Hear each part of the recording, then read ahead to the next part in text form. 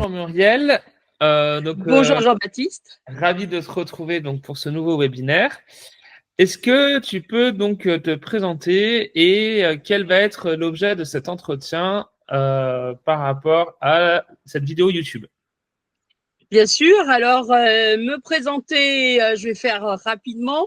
Cela fait 35 ans que je suis dans le paramédical et que j'accompagne les étudiants dans toutes les filières, que ce soit psychomotricien, ergothérapeute, infirmier, orthophoniste. J'ai aussi œuvré pendant une vingtaine d'années pour les filières du social et je travaille aussi à côté dans les filières du médical pour les PASS et les LAS. Et je suis aussi, j'ai été enseignante pendant 30 ans à l'université, professeure de linguistique, d'expression française et de grammaire pour les futurs instituteurs. Voilà. Et donc maintenant, eh bien, je suis avec toi chez Valutedo pour réaliser une préparation qui corresponde à nos envies, à nos vœux et les plus vraiment profonds, et puis aussi bien sûr pour un accompagnement Parcoursup, parce que depuis 2018, c'est-à-dire depuis l'arrivée de Parcoursup sur le recrutement des étudiants post-bac, eh bien j'ai vu grandir chez mes étudiants le stress, chez les parents aussi, grandir aussi les injustices et voir beaucoup d'étudiants qui nous arrivaient dans nos cours préparatoires sans avoir été pris l'année précédente, qui le vivaient comme un échec et qui très souvent abandonnaient, baissaient les bras parce que cet échec était pour eux trop dur à surmonter, puisqu'il était le premier échec en fait de leur vie.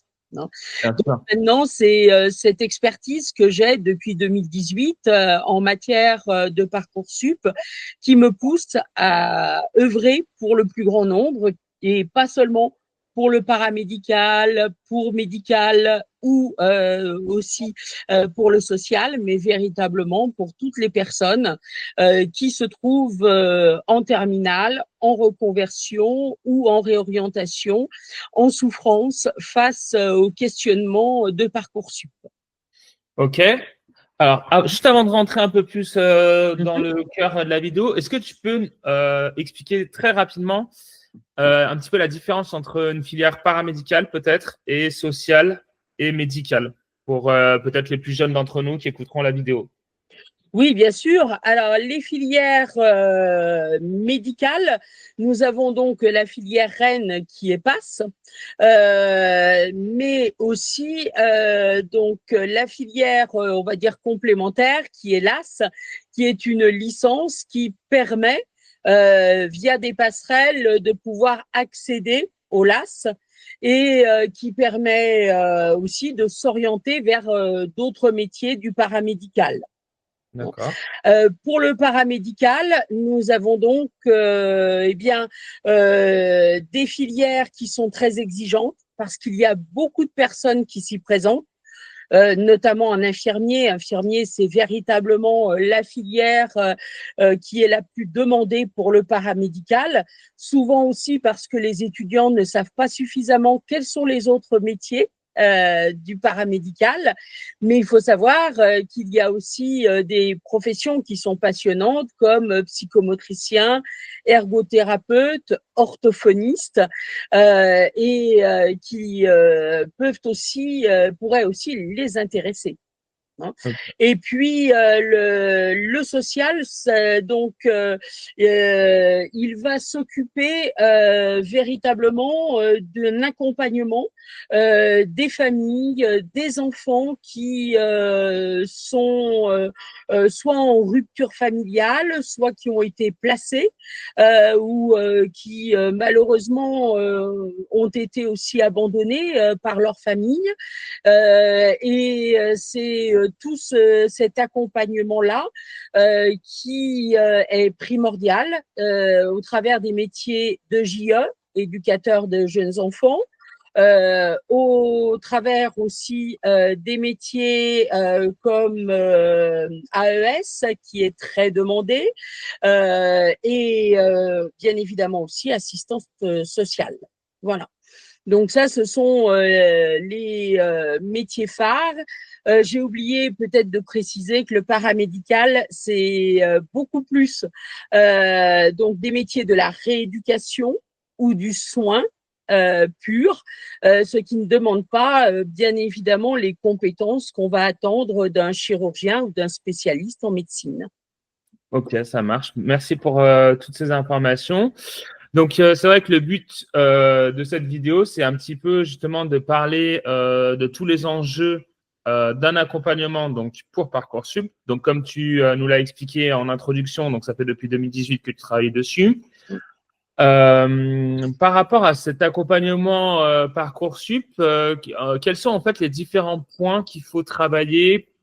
On va dire que ce soit pour un lycéen ou peut-être pour un étudiant. On va rester pour l'instant sur un profil très scolaire et on va écarter le profil plus de réorientation professionnelle. Mmh. Il y a beaucoup de choses déjà qu'il faut regarder. C'est être sûr de son orientation déjà.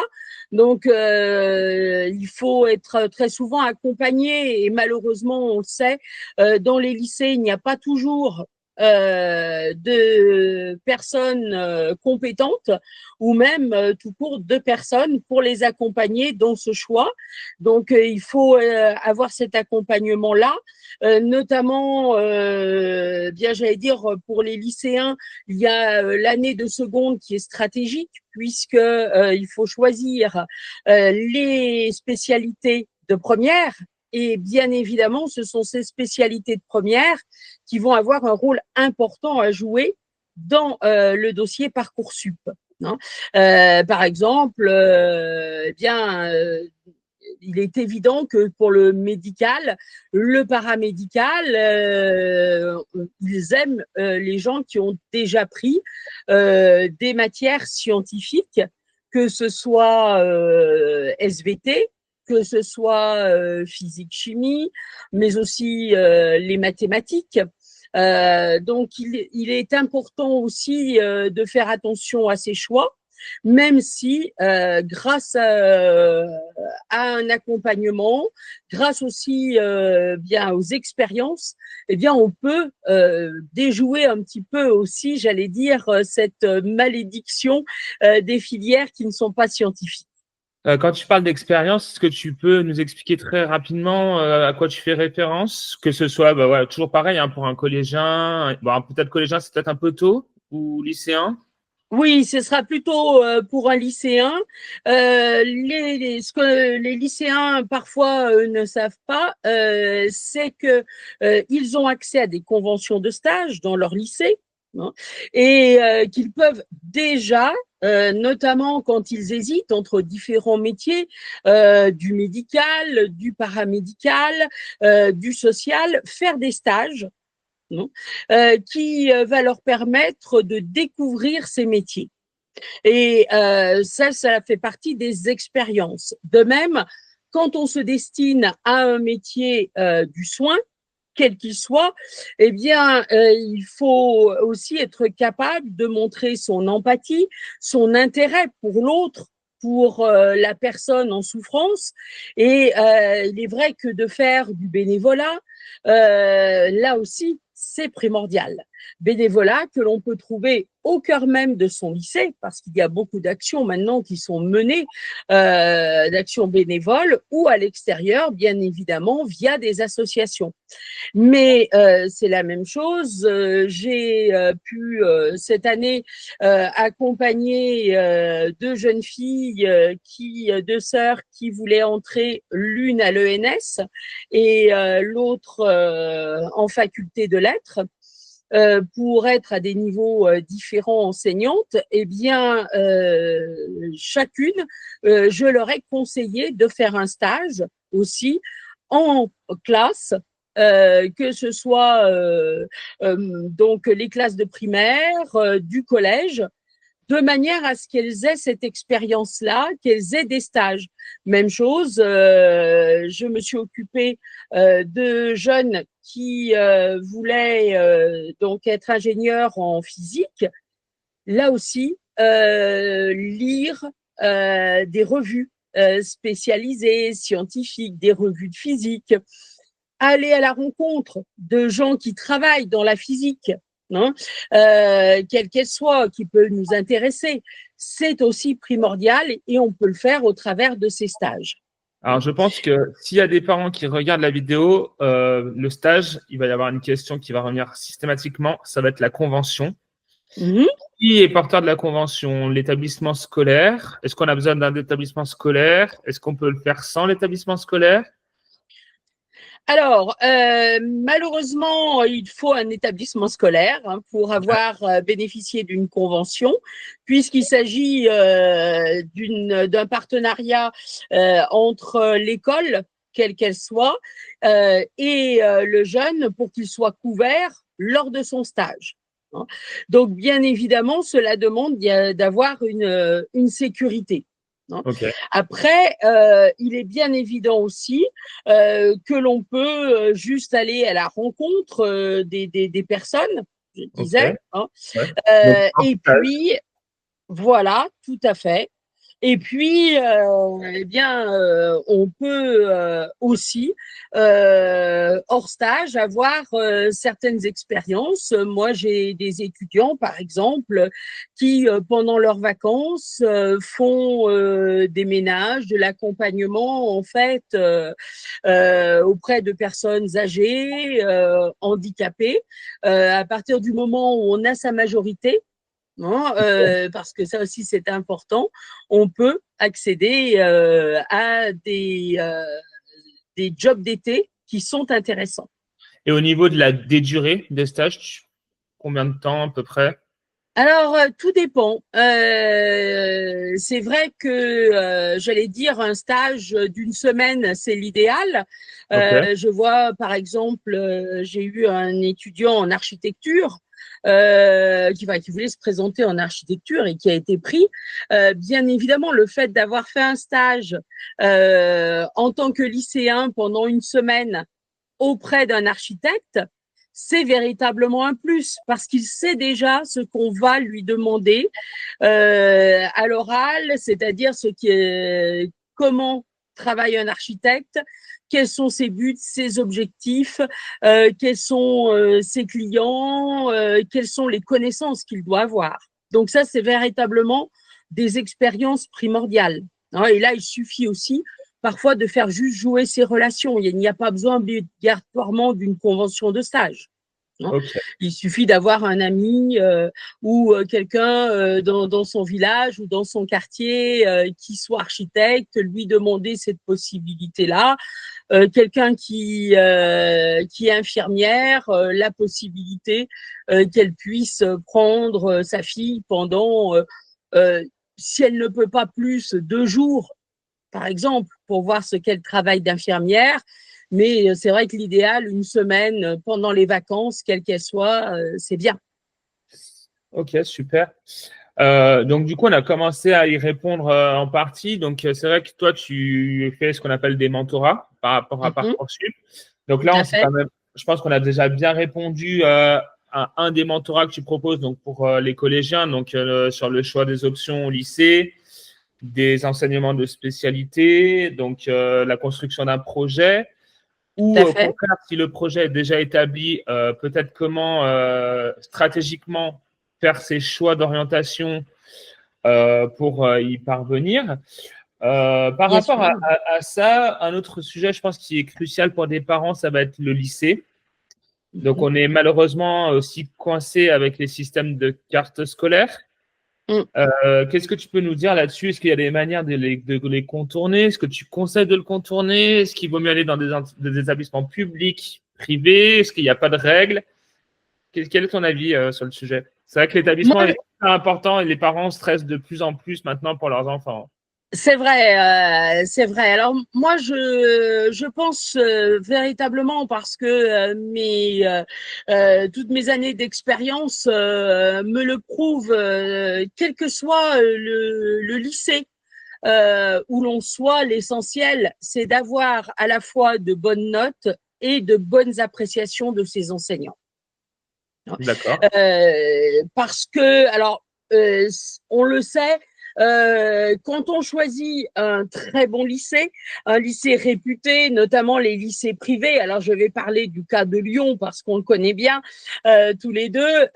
Lyon, on sait qu'il y a beaucoup de lycées d'excellence, mais malheureusement, on le sait aussi, ils ont la réputation, comme l'on dit, de saquer les étudiants, c'est-à-dire toujours plus ou moins d'abaisser les notes de 2 à 3 points par rapport à la moyenne nationale des autres établissements.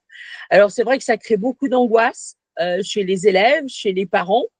Ce qu'il faut savoir, c'est que maintenant, grâce à Parcoursup, il y a une majoration, c'est-à-dire que dans la région Rhône-Alpes, par exemple, tous ces lycées sont connus et que les notes des étudiants sont majorées. Voilà. On sait qu'il faut rajouter 2 à 3 points par rapport aux notes qu'ils ont habituellement. Ok. Mais il est bien évident qu'il faut aussi que ça soit cohérent avec le constat des enseignants sur l'attitude de l'élève, tant en classe que dans son travail personnel. Ok, super. Donc là, on a balayé un petit peu tout ce que tu peux proposer comme accompagnement, conseil. Donc pour un étudiant, on va dire, non, pardon, pas pour un étudiant, pour un élève de la troisième jusqu'à grosso modo la première. Oui, tout à fait. Alors Quel en autre- sachant, pardon, je voudrais rajouter, en sachant aussi que je corrige entièrement les dossiers Parcoursup. Hein, du point de vue grammatical, orthographique, lexical.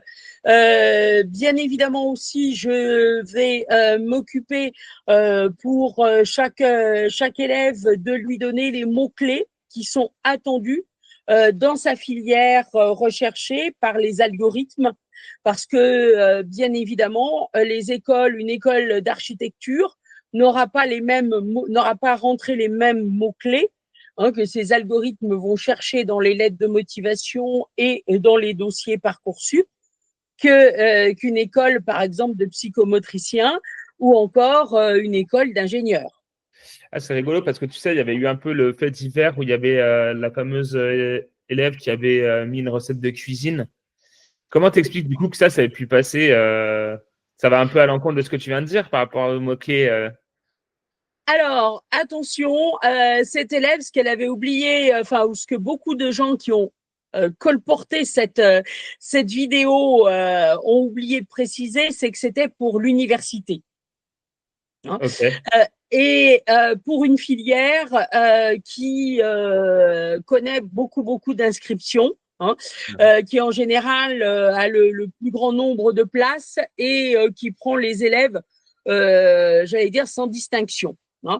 Alors, en effet, les universités sont beaucoup moins regardantes, je veux dire celles des sciences humaines, hein, de façon générale. Mais attention, quand on a des filières qui sont exigeantes, comme le sont l'ENS, comme le sont les écoles d'architecture, comme le sont les écoles d'ingénieurs, comme le sont, nous le savons aussi, tous les métiers du médical et du paramédical, notamment, je peux vous assurer à tout le monde que tout est lu.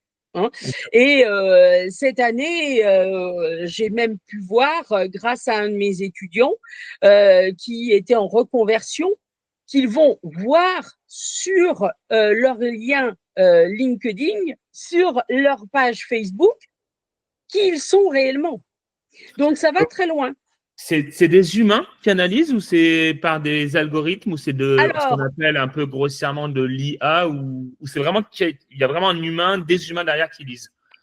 alors oui, il ne faut pas croire, et c'est ça qui est rassurant quand même, il ne faut pas croire que tout est fait de façon mécanique.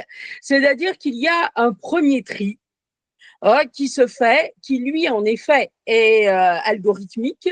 Il va aller piocher donc les notes du bac. Il va aller chercher si la personne a fait, par exemple, une première année de licence, eh bien ses notes aussi. Hein. Puis il va chercher les mots-clés, que ce soit dans les appréciations des enseignants, que ce soit ensuite dans le dossier Parcoursup.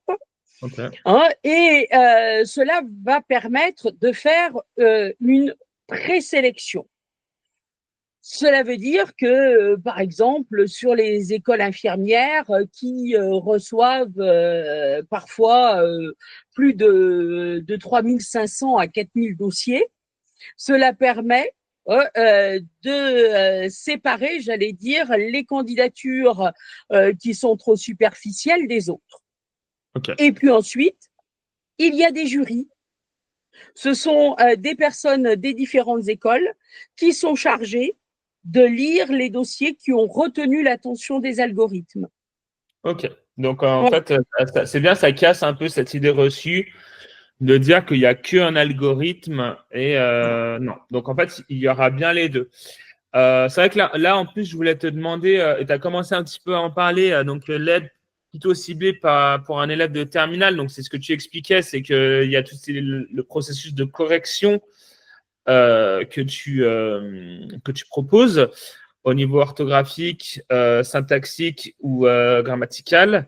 C'est vrai qu'on a une tendance à avoir de plus en plus de dossiers qui sont rédigés par ChatGPT, qui ne fait pas de faute d'orthographe. Ça, par contre, c'est sûr que c'est…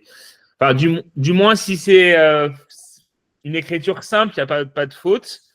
Néanmoins, après, on voit que c'est quand même assez facile de déceler le côté un peu synthétique de la production. Qu'est-ce que tu proposes de plus en fait que cette relecture? Parce que je sais que tu proposes aussi un service qui est beaucoup plus complet avec une vraie recherche, par exemple, dans les vœux pour un élève de terminale. Oui, bien sûr. C'est-à-dire que déjà, moi, je pars du principe qu'un élève, eh bien, il se doit de rédiger d'abord son travail. Et moi, je vais travailler à partir de cette rédaction. Hein. Okay. C'est-à-dire que je ne veux pas que nous ayons des copies identiques, en fait, des dossiers de candidats qui soient identiques.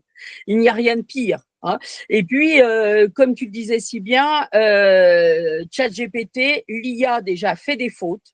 Parce que les gens qui ont rentré les connaissances à l'intérieur de l'IA n'ont pas les compétences, notamment dans les règles les plus difficiles, dans l'accord des participes, dans la concordance des temps, etc. Donc en fait, déjà, il reste des fautes. Deuxièmement, l'IA est limitée en termes de vocabulaire, en termes de séquence de phrases. Et bien évidemment, là aussi, les correcteurs, ceux qui lisent, les jurys qui lisent, s'en aperçoivent très vite, hein, avec des mots qui reviennent sans cesse, que je ne donnerai pas là, mais qu'on connaît maintenant et que l'IA utilise de façon caractérisée, et puis aussi des structures de phrases particulières. Donc, ce qu'il faut, c'est qu'il y ait vraiment une production qui soit naturelle, hein, mais améliorée par mes soins et puis aussi par l'expérience de la personne. Ouais. Bah, pour ceux qui en doutent, c'est vrai que là, ils ont soumis un des sujets de philosophie à ChatGPT. Je crois qu'il a obtenu la note de 8 sur 20. Mm. Parce que c'était, en termes de français, c'était rédigé convenablement, mais on avait un vrai manque au niveau de la profondeur d'analyse et surtout de l'intégration du raisonnement, où tout est un peu superficiel, donc c'est pas faux, mais ça manque d'approfondissement et c'est pareil. Après, on peut aussi dire qu'il existe des logiciels qui sont de plus en plus performants dans la détection de l'IA. Pour en citer qu'un seul, il y a 0GPT par exemple qui existe. Tout à fait, exactement, et qui sont utilisés par les écoles. Hein, bien évidemment. Et puis, ce qu'il ne faut pas oublier, c'est que les écoles, ce qu'elles veulent, c'est voir des profils avec des gens qui aient une certaine maturité, une certaine connaissance du métier. Et c'est vrai que cette maturité-là, ChatGPT ne peut pas la retranscrire. C'est vrai. C'est bon. C'est vrai qu'on a fait une petite parenthèse sur l'IA, mais je pense que c'était un peu essentiel parce qu'on entend tout et n'importe quoi. Tout à fait. On va peut-être passer du coup à un autre mentorat que tu peux proposer. Donc là, plutôt pour une personne qui serait donc sans réorientation au niveau étudiante, soit carrément en reconversion professionnelle. Est-ce que tu auras la même approche dans les deux cas? Alors, en règle générale, j'allais dire que les personnes qui souhaitent se réorienter ou se reconvertir, ils ont en général une idée déjà derrière la tête. Ils savent ce Ok. qu'ils ont envie de faire. Hein. Soit parce que dans leur famille, il y a des exemples, soit parce que ils ont été confrontés aux métiers qui les intéressent d'une façon ou d'une autre. Et donc, ils ont déjà cette approche-là. Mon but, ça sera aussi de les accompagner, comme je le fais avec d'ailleurs les lycéens, c'est de choisir les écoles par rapport à leur parcours de vie, par rapport à leur parcours professionnel, par rapport aussi à leurs attaches personnelles, parce que bien évidemment, on sait qu'une personne qui est mariée, qui est en reconversion, qui a 2 enfants, ne va pas avoir la même mobilité très souvent que quelqu'un qui est célibataire. Bien sûr. Donc, en fait, il y a plein de choses qui sont à prendre en ligne de compte et mon travail aussi, c'est à la fois de les orienter vers les écoles qui soient les plus intéressantes par rapport à toutes leurs exigences, par rapport à leur profil et aussi par rapport, bien évidemment, parce que ça c'est très important et c'est noté dans Parcoursup, au taux de réussite via donc dans ces écoles, hein, parce que bien évidemment les taux de réussite nous donnent quand même aussi j'allais dire une orientation, de même que la sélection des critères. Parce que bien évidemment, les critères sélectifs changent d'une école à l'autre, y compris dans les mêmes filières. Oui, donc c'est vrai que tu détailles pas, tu n'as pas tout détaillé, mais par exemple, on sait que certaines filières, on a ce qu'on appelle des frais de dossier. Donc chaque candidature égale un frais de dossier. Alors bon, bah, voilà, c'est une manière aussi pour l'école de faire rentrer de l'argent. On va pas se le cacher. Hein. Qu'on soit pour ou contre, c'est pas le débat. Mais ça, effectivement, c'est aussi un critère que tu prends en compte. C'est quel est le portefeuille, le budget de la personne par rapport à ses candidatures. Bien sûr, c'est très important parce qu'on sait qu'il faut quand même multiplier ses chances, hein, Oui. parce que les écoles étant très demandées, et qui dit multiplier ses chances dit aussi multiplier les frais. Donc tout ça aussi est à regarder. Et puis, bien évidemment, si la personne, par exemple, alors je parle pour les lycéens ou les universitaires et boursières, ça joue parce que dans certaines écoles, il y a un taux, j'allais dire, plancher de personnes qui sont boursiers. De même, il y a dans certaines écoles un refus de certaines filières, par exemple filière littéraire ou filière technologique, ou il faut savoir regarder tout cela, analyser tous ces chiffres, voir aussi si ces écoles admettent des personnes, par exemple pour les personnes en reconversion, qui ont plus de 25 ans ou pas. Ah Donc oui, en fait, ok. tout se regarde, Tout doit être pris en compte, en fait. Ok. bien sûr, tout à fait. Et du coup, tu conseilles un accompagnement, enfin, à quelle date il faudrait commencer à réfléchir à un accompagnement? Est-ce que c'est trop tard maintenant ou est-ce que ça dépend du profil? Quelles sont un peu pour toi les dates un peu à retenir selon, donc, on va dire, les quatre grands profils collégiens, terminal, étudiants et réorientation? Alors j'allais dire que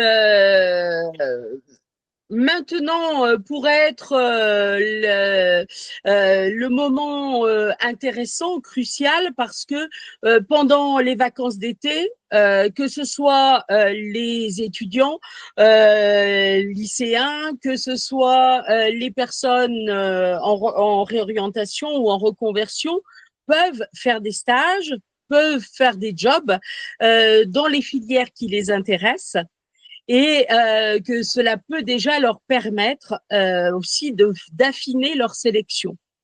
Ok. Donc, c'est vrai que ça peut être intéressant. Sinon, j'allais dire que septembre est une date intéressante, importante, surtout pour toutes les personnes qui auront besoin, durant leur année, d'accumuler les expériences. Il faut du temps, hein, pour accumuler cette expérience. C'est bien d'avoir de septembre jusqu'à l'ouverture de Parcoursup pour ces expériences-là. Ok. Pour aussi, j'allais dire, être dans les temps, de toute façon, il faut me contacter un peu avant l'ouverture de Parcoursup, non? Qui a lieu quand, Alors, à peu près? alors, en décembre, Parcoursup ouvre pour que les personnes puissent avoir accès aux différentes filières, avoir accès aux chiffres d'accès, justement, au profil attendu, Ok. mais véritablement, l'inscription sur Parcoursup se fait à partir de janvier, hein, de Ok. janvier à mars. Donc, il est nécessaire à ce moment-là, si l'on a déjà des expériences, si si malheureusement on ne s'est pas décidé avant, au plus tard, de me contacter vers décembre pour que nous puissions déjà affiner les choix Ok. de filières, de recherche, et puis que je puisse aussi conseiller la personne si elle est vraiment perdue au milieu de tout cela. Il me faut aussi du temps pour, comme je le disais, analyser toutes les données sur Parcoursup pour la filière demandée, et lui montrer quelles sont les écoles les plus intéressantes par rapport à son profil, ses notes, par rapport à son passif. Ok. Donc là, tout ce que tu viens de nous dire, c'est valable en fait pour tous les profils au final. Oui, oui, tout à fait. Et si on choisit un mentorat, du coup, quelle est la durée d'un mentorat avec toi? Eh bien, tout dépend. C'est-à-dire que je laisse le choix à chacun de voir par rapport aussi à ses moyens financiers, ce qu'il souhaite. Je peux bien évidemment être là pour un accompagnement d'aide à l'orientation. Moi, je pense notamment aux collégiens ou aux personnes qui sont en seconde et qui ont envie que l'on parle déjà de la sélection des spécialités pour la première. Je peux aussi, pour la troisième, les accompagner dans la rédaction du CV, de la lettre de motivation pour leur stage. Non, et aussi, bien évidemment, commencer l'orientation pour les collégiens et les lycéens de seconde. Pour les personnes qui sont en première et terminale, il y aura un accompagnement qui peut être fondé sur, là encore, la sélection, donc comme je le disais, des spécialités pour la seconde, la sélection des stages appropriés pour les élèves de première et de terminale. Pour les élèves de terminale, il y a bien sûr à la fois l'aide à la formulation des vœux, la correction orthographique, syntaxique, lexicale. Et si la personne veut, je peux faire un suivi complet depuis les vacances d'été jusqu'à la fin de l'année de terminale, de manière à ce que la personne puisse accumuler aussi les expériences et qu'on puisse les valoriser sur Parcoursup. Super. Voilà. Et puis, j'accompagne aussi, bien évidemment, toutes les personnes qui ont, parce qu'il y en a de plus en plus, des oraux. Donc, l'accompagnement total tient compte aussi des oraux qui sont contenus dans ces filières, que ce soit un oral de motivation pure ou les oraux qui contiennent aussi des épreuves qui sont de plus en plus présentes, notamment dans le social, le paramédical ou le médical. Super. Ouais, je pense qu'on a fait un bon tour. En ce qui concerne donc des tarifs, on peut du coup vous renvoyer donc sur le site internet de l'école qu'on mettra donc dans la description. Tout à fait. Marielle, on peut te retrouver sur plusieurs réseaux. On peut te retrouver sur Facebook, par exemple, où tu as créé des groupes. Voilà, exactement. Oui, j'ai créé donc un groupe donc qui se consacre à Parcoursup, sa réalisation et tout ce que je viens d'énumérer, c'est-à-dire tous les engagements que je prends vis-à-vis des personnes que j'accompagne. Et puis, il y a aussi une page sur comment devenir orthophoniste. Comment devenir psychomotricien ou ergothérapeute que j'ai déjà créé. Mais bien évidemment, comme je l'ai signifié, j'ai travaillé dans plein de domaines, y compris formation journaliste, durant toutes ces longues années, y compris aussi, j'ai fait la préparation au concours professeur des écoles. Donc, en fait, je peux apporter mon aide à des personnes, quels que soient leurs horizons, quel que soit leur âge et leur motivation. Oui, en fait, pour résumer, c'est vrai qu'il y a une vraie méthodologie aujourd'hui dans Parcoursup avec une stratégie, en fait, un projet qui doit être construit, que beaucoup attribuent au hasard parce qu'ils pensent voilà, que c'était que algorithmique, etc., alors que pas du tout, et que chaque information demandée sur Parcoursup peut être véritablement une occasion de se démarquer au final. Bien sûr, d'ailleurs, j'en tiens pour preuve, l'année dernière, j'avais une étudiante qui ne voulait pas que je l'accompagne, elle était dans nos cours, et que je l'accompagne pour son projet Parcoursup, sous prétexte que l'année d'avant, elle avait payé, comme elle m'a dit, une boîte pour lui rédiger son dossier Parcoursup. Elle l'avait payé d'ailleurs fort cher pour juste une rédaction. Donc, je lui ai dit, mais si vous êtes là, ça prouve bien qu'il y a un problème. Si votre dossier Parcoursup avait intéressé les jurys, automatiquement, vous auriez été au moins admissible aux oraux dans sa partie qui était celle de psychomotricienne. Et puis, en fait, elle a vu le travail que je faisais avec ses camarades. Et elle est venue toute penaude au bout d'un moment pour me montrer son dossier Parcoursup de l'année précédente. Et ce qu'il faut savoir, c'est que plus un dossier Parcoursup est rempli, mais attention, pas rempli de vide, hein, mais rempli avec les exigences attendues par les écoles, les différentes écoles, plus il a de chances d'intéresser les jurys. Et en fait, eh bien, elle m'a apporté un dossier qui avait été fait par une école, hein, qu'elle avait payé pour cela, et où il y avait 2 lignes comme réponse à chacune des parties de Parcoursup. Il est bien évident que 2 lignes, c'est comme si vous ne mettiez rien dans Parcoursup. Tout doit être rédigé de A à Z, parce qu'il y en a aussi beaucoup qui le font sous la forme de tirets. Tout doit être rédigé. Bien évidemment, les phrases doivent être de qualité. Et comme je vous le disais, chaque filière a ses propres mots-clés attendus et chaque partie aussi de Parcoursup a ses propres mots-clés attendus.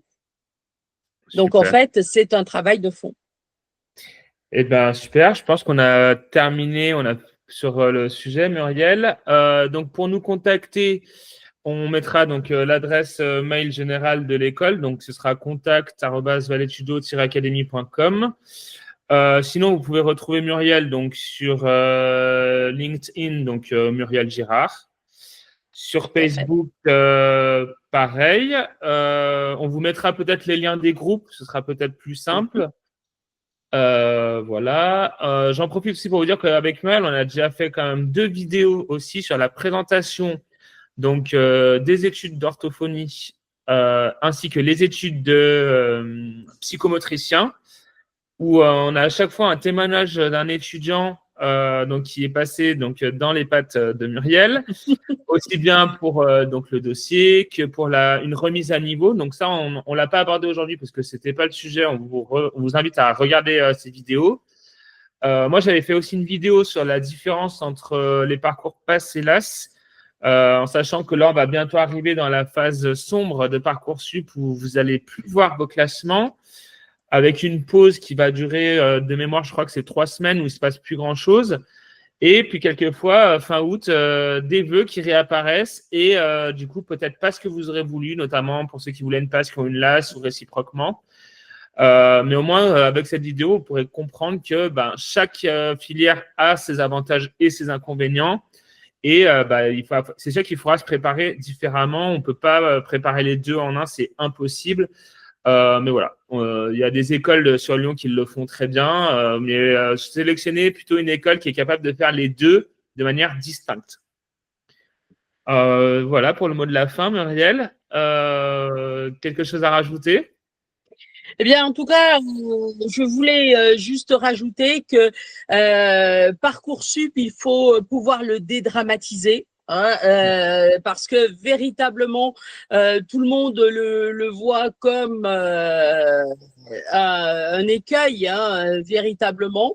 Il faut savoir que cet écueil peut être facilement surmonté et surtout qu'il faut aussi savoir que les écoles, quelles qu'elles soient, quel que soit le domaine que l'on choisit, elles ont une envie, c'est être rassurées, savoir qu'elles peuvent compter sur le futur étudiant que vous serez et qu'il faut avoir justement les clés pour les rassurer tant à l'écrit que lors des oraux qui peuvent suivre parce que ils seront vigilants là-dessus, étant donné le taux d'abandon qu'il y a maintenant depuis Parcoursup dans les différentes écoles, quelles qu'elles soient.